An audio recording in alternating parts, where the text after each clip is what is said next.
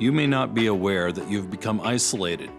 Even when you are surrounded by people, you can experience isolation if you're not being open and vulnerable and getting your needs met. There are many reasons why people cut themselves off from the things they need most. If your trust muscle has been damaged, it may be hard for you to get close to anyone. Dr. Cloud helps you identify the source of your isolation, the first step towards finding the relationships that will heal the damage of the past. Hey guys, welcome to Chapter 8 of Safe People. And the name of this chapter is Why Do I Isolate Myself? And what that means is, why do I cut myself off from the safety outside in relationships and the nutrients that I need?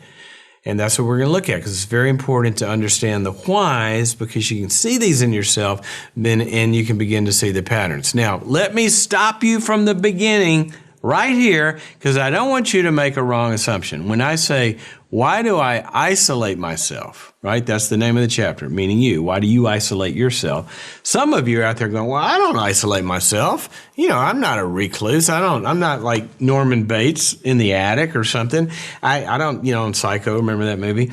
I'm around people. I don't hide and a forest ranger tie. No, that's not what we're talking about.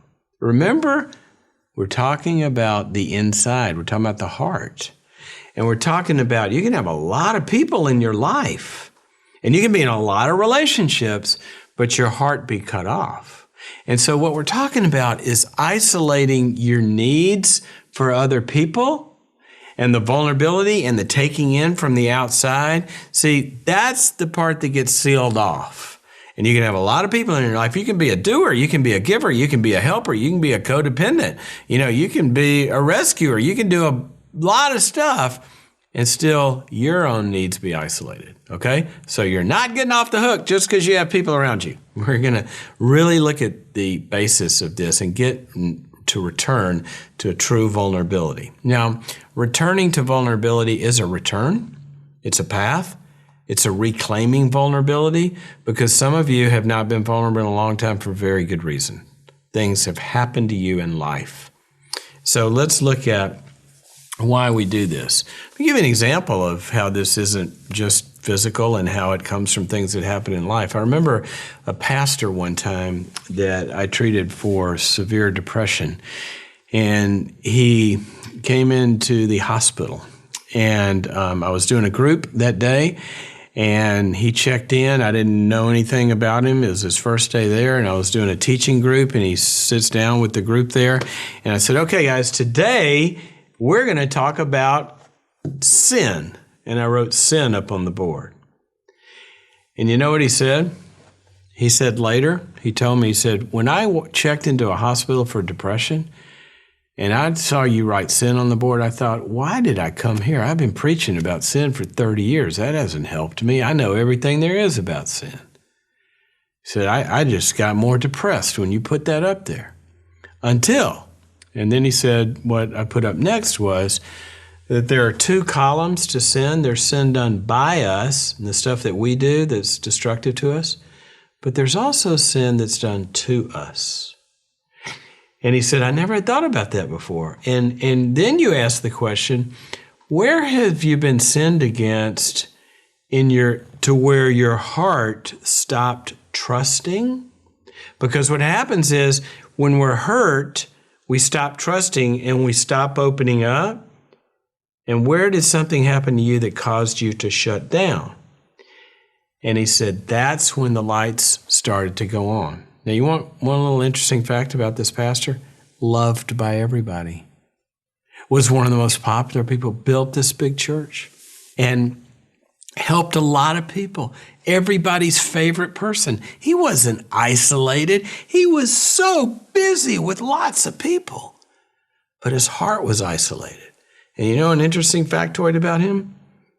He slept with a loaded gun in his bedside table. Every day in this period of his life, he was trying to make the decision, could he go another day? And surrounded by lots of people that loved him. But his heart was cut off. And how did that happen? Well, he said, when we talked about that day, and I put sin done to you, he said, my mind immediately went back And when he was like a little boy, I don't remember exactly the age, but say, 8 or 10 years old, both of his parents died, and I think it was a car accident. He lost both of his parents. And when that happened, he got shipped off to live with some uncles and cousins. And he was shipped off to, was out in the country and, in the West somewhere on a ranch and a bunch of, tough guys and, roughhousers and all that kind of cowboy stuff, which they had all grown up with, but he was a city kid. He said first day when he was back there, they all went on horseback riding together, and it was the uncles and all the boys and the cousins. And he said right in the middle of it, he fell off of his horse. He said the whole group just laughed, city boys, sissy, all this. He said, I remember the words going through my heart, I'll never get close to anybody again. I'll never trust anybody again.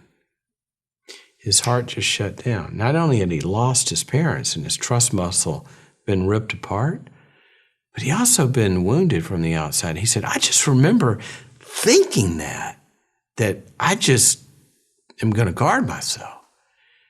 He said, I guess what I'm learning is that this depression has been because I've done that. And that's when it turned around for him. So what we're talking about here is that there are reasons that might have made it hard for you, and we want you to begin to understand the why that it might be difficult for you to take safe people into your life. So let's look at these. Well, the first one is exactly that. It could be a broken heart.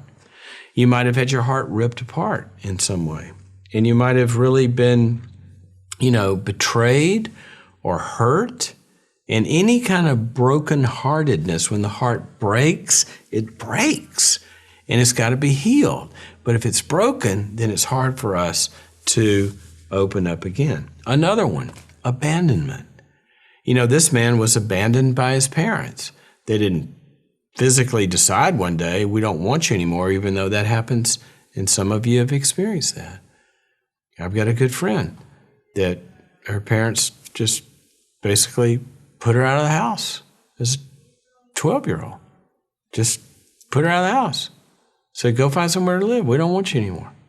So that happens sometimes, but it can be from death too. And so, it happens in a lot of ways, but basically when we lose a sustaining relationship through death or rejection or whatever, and that abandonment, then it basically breaks the trust muscle until it's repaired. So you might have been abandoned, so it's afraid to trust again. Another one is inconsistent attachment. Some people, they've had people in their lives that are there and then they're not there. And so they can't ever really trust. It's sort of like you can't let down because you don't know if the floor is solid underneath you. And so it's very important that you have had consistent attachment, because if we have inconsistent attachment, we develop insecure attachment. And so it's hard for us to trust. So if there's been a pattern of that, it might be one of the reasons. Another one is that you might have been attacked. When people are attacked, aggressively attacked, either a lot of verbal abuse, even physical abuse, things like that, that can cause them to not open up and to isolate. Another one is just basic self-sufficiency. We all have that as part of the fall. If you go back to the Garden of Eden, what did we want to do? We didn't want to need God. We wanted to be God. And so we've turned into thinking we're, kind of a self-made person. We got to be self-sufficient. If I need courage, I'll encourage myself, as opposed to open up from the outside. We, think that we got to totally be self-motivated and all of that. And a lot of that stuff's important, but it is the fruit of other encouragement. People that are courageous have been encouraged and have courage put into you. So the Bible says, encourage one another. Well, if you're self-sufficient, all your courage comes from you, or all your support comes from you, then there's going to be a deficit there. And then another one is relational anorexia. The word anorexia, you ever known anybody with anorexia? They don't eat food, right? Well, literally, the word anorexia means without appetite. And some people have lost their appetite for a relationship because they've been so wounded. When we've had hurt or loss, initially we protest, and then it doesn't get better, and we go into a depression over that, and then the loss, and then we can't stay there forever because we feel hopeless. And so ultimately we'll detach, and you get out of touch with your needs. And there are a lot of people walking around, they don't feel the need for a relationship. Well, the reason they don't feel it is because they gave up on it a long time ago. So that could have happened to you. Another one is devaluation. And what that means is when somebody, there's somebody available to us, well, we get suspicious of, well, they're just looking for something in it for them, or they'll let me down, or how everybody ultimately abandons, or you can't. And somehow, good stuff is available to us, but we devalue it and somehow make it bad, so we move away from it. So watch the ways in which you find something wrong in order to not trust. That's a defense mechanism. And another one is perfectionism, that we always, have to have some high standards, so anybody imperfect is not really good enough to trust or open up to. And the reality is there's only imperfect people in the world. It's sort of like Woody Allen said. He said, reality is a pretty tough place to live. He said, but it's the only place you can get a good steak. Think about that. It'd be nice to have an ideal, perfect world, but the real world's the only one we have, and it's the only place we can find love. If we got to find perfect love, we're not going to find any, because there's no perfect people, but there are loving people. And so that's what this whole series is about, is being able to find that. But if we demand perfection and we can't be forgivers and work out problems, and when people let us down, repair that with good people, then we're not going to find it either. And then another times, reason we might have a safety deficit is because of what we call merger wishes. And this is where you're trying to make up for something, some imbalance in yourself by merging with somebody else and just, kind of having their strength. So somebody, for example, they're very passive and it's hard for them to be aggressive. They might merge with somebody who's very strong and aggressive, but they don't have a lot to give relationally. And that seeking imbalance causes a deficit because you're not looking for a whole person.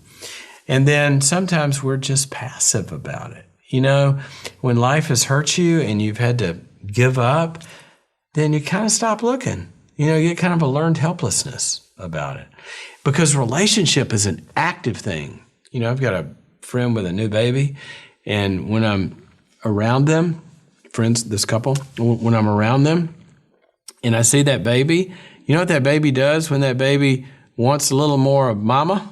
That baby lets mama know.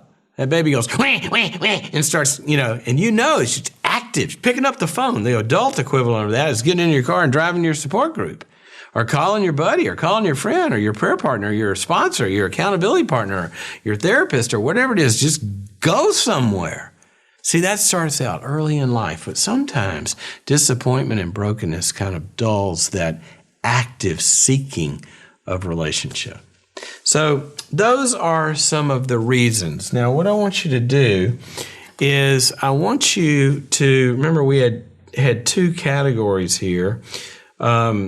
Sort of there's the, stuff inside and then the stuff that has happened to us. I want you to start by asking yourself, have I isolated my heart in some way, even though I'm not physically isolated? Can I see ways in which, even though I have people around me, that sometimes I don't let my needs be out there, okay? And number two, which of the events can you point to in the list, like, your heart's been broken, or you were abandoned, or you were attacked, or something like that? What things have happened that have caused you, like the man whose parents died, or somebody sexually abused, or, somebody broke your heart, the events that caused you to kind of not trust anymore? And then the third one, which of the individual patterns that we talked about, like devaluation or perfectionism, or not feeling the hunger or the need for a relationship, or not really even, believing that you need it, which of those things can you see? So can you see that there are ways in which you don't give your heart an opening? What events have caused you to be that way? Or what are some of the personal patterns? If you look at all those, then we're a step closer to being able to understand, you know what, I'm pulling away here. I can see myself pulling away, and I know why that is. It's because I've been brokenhearted. That was then, this is now. We can get more active about repairing that, okay? So work on that, and we'll come back with the next chapter. For more Solutions recordings or other personal and spiritual growth products by Dr. Henry Cloud and Dr. John Townsend, visit our website at cloudtownsend.com or call 800-676-HOPE.